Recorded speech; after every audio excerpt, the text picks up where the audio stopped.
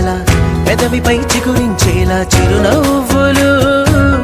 కండలను కరిగించాలా, కొండలను కదిలించాలా, చచ్చి చెడి సాధించాలా సుఖశాంతులు. మనుషుల